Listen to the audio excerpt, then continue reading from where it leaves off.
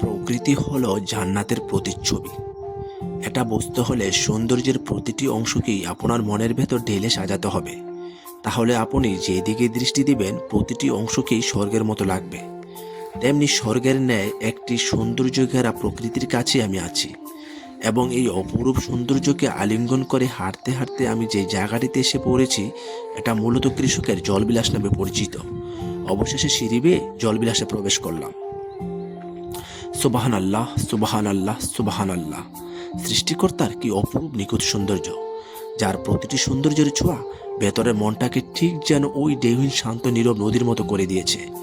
দর্শকের দৃষ্টি যতটুকু সীমানা অতিক্রম করছে, আমার মনে হয় মহান সৃষ্টিকর্তা জান্নাতের প্রতিশ্রুতি দেওয়া প্রতিটি বর্ণনার অনুলিপি যেন আমি মন ভরে দেখতে পাচ্ছি, এবং সেই সাথে প্রাণ ভরে সৃষ্টিকর্তার শুকরিয়াও জ্ঞাপন করছি।